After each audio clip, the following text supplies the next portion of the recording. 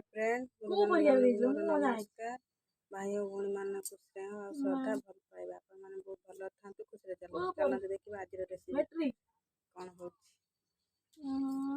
माछ गोटे बाउल नहीं जाइए तादरे हाफ चम्मच लुण देदबा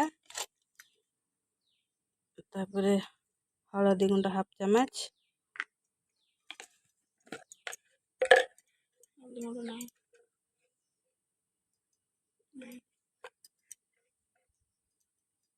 ताको भल भाव मिक्स करदबा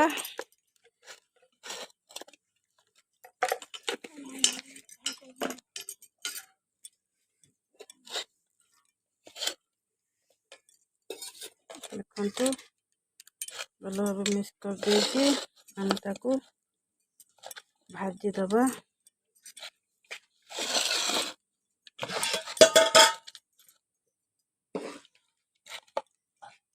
देखंतु माछ बेसर पाई माछ पूरा रेडी पूरा हो गला कड़ा हो सारा पर तापर माछ बेसर तरकारी स्टार्ट हो चलतु देखा हमर मसला चलती रसुण मीडियम साइज दुटा नहीं लंका 10-12टा नहीं धड़ा सरिष बड़ चामच 2 चामच नहीं जीरा गोटे चामच नहीं चलते आम ग्राइंडिंग कर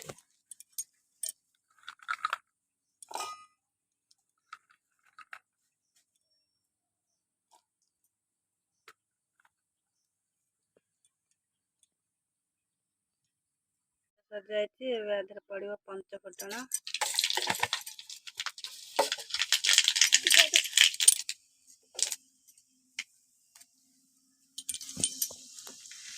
पड़ो प्याज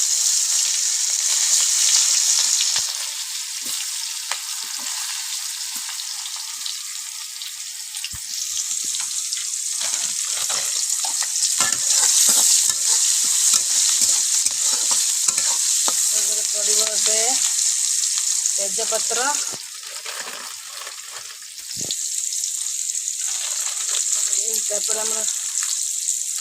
कंचा लंका 4टा पड़ो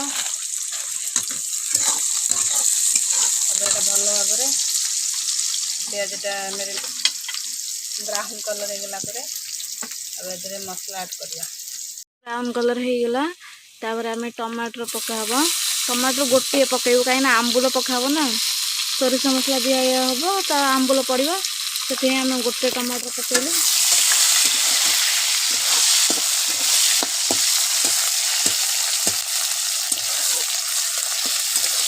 टमाटर पूरा टे सीझी आसलानी मसला पकाला सोरिष जो मसला जो बसा होता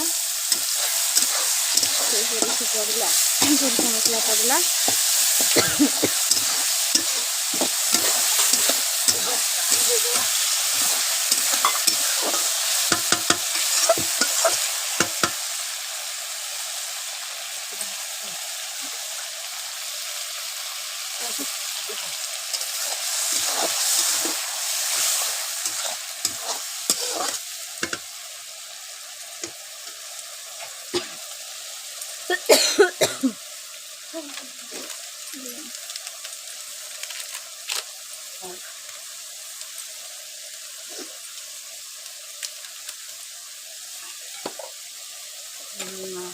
मसला पूरा हो आसलानी सब मसला गुड़ा पकेदवा लुण पड़गला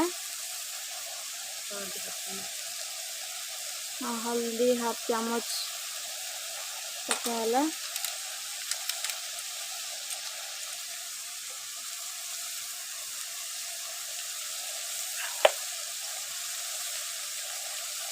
कलर पर आम पकेवा काश्मीरी लंका गुंड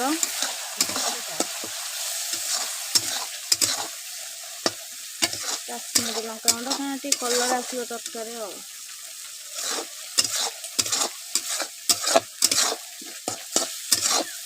देखते कलर पड़े आसला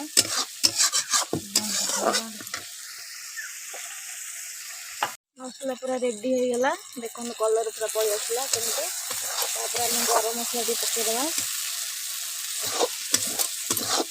ଗରମ ମସଲା ପୁରା ତା ସହିତ ପୁରା ମେଲ୍ଟ ହେଇଗଲେ ଆମେ ଧନିଆ ପତ୍ର लाई ଭେସୁଙ୍ଗା ପତ୍ର ପକେଇଥାନ୍ତୁ।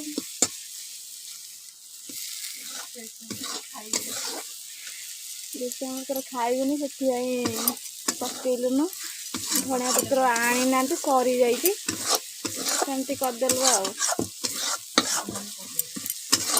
ପକେଇକି ଟ୍ରାଏ କରିବେ ଦେଖିବେ। ଆମର ଚୁଲିରେ ରୋଷେଇ ହେଉଛି ବହୁତ ଟେଷ୍ଟ। ଗ୍ୟାସ୍ ହଉନି ଚୁଲିରେ ହେଇଛି। ଚୁଲିରେ ମାଛ ହବ ଏବେ, ତାପରେ ପୋଇ ଛେଞ୍ଚଡ଼ା, ଡାଲି ହେଇସାରିଲାଣି, ଭାତ ହେଇସାରିଲାଣି, ମାଛ ଚାଲିଛି ଆଉ। ଦେଖନ୍ତୁ ଏବେ ଆମର ମାଛ ତରକାରୀ ପୁରା ଫୁଟି ଆସିଲାଣି। ମୁଁ ଆଦେହରେ ଆଳୁ ବି ଆଡ଼୍ କରିଥିଲି।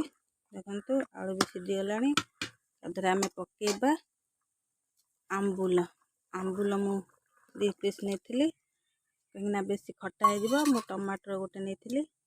ଦେଖନ୍ତୁ ଟିକେ ଆମ୍ବୁଲ ଟିକେ ଫୁଟିଗଲେ ଆମେ ତା ଦେହରେ ମାଛ ପକେଇବା। ଦେଖନ୍ତୁ ଏବେ ପୁରା ତରକାରୀ ହେଇ ଆସିଲାଣି। ଆମେ ଏଥିରେ ମାଛକୁ ଦବା। ଆମର ଏଇଟା ଗରମ ଭାତରେ ଖାଇବେ ତ ସେଥିପାଇଁ ମୁଁ ଟିକେ ଝୋଳ ରଖିବି। ଆପଣମାନେ ଗରମ ଭାତ ହଉ ପଖାଳ ଭାତ ହଉ ଯାହା ଦେହରେ ବି ଖାଇବେ ସେହି ହିସାବରେ ଆପଣମାନେ କରିବେ। ଦେଖନ୍ତୁ ଏଥିରେ ଟିକେ ବେଶୀ ଝୋଳ ଅଛି। ଆମେ ଏଟାକୁ ଆଉ ଟିକେ ଫୁଟିବାକୁ ଦେବା। ଦେଖନ୍ତୁ ଆମେ ଟିକେ ଏଟାକୁ ଇଏ କରିଦେଲେ। ଦେଖନ୍ତୁ ତରକାରୀ ଏବେ ଆମର ହେଇଯାଇଛି। ତାକୁ ଏବେ ଓହ୍ଲେଇ ଦେବା। ଆମର ରେଡ଼ି ହେଇଯାଇଛି ମାଛ ବେସର ତା ସହିତ ପୋଇ ଛେଞ୍ଚଡ଼ା। ଦେଖନ୍ତୁ କେମିତି ଲାଗୁଛି ନିଶ୍ଚୟ କମେଣ୍ଟ କରି କହିବେ। ଆଜିର ବ୍ଲଗ୍ ଏଇଠି ରଖୁଛି। ଲାଇକ୍ ସବସ୍କ୍ରାଇବ୍ ନିଶ୍ଚୟ କରିବେ।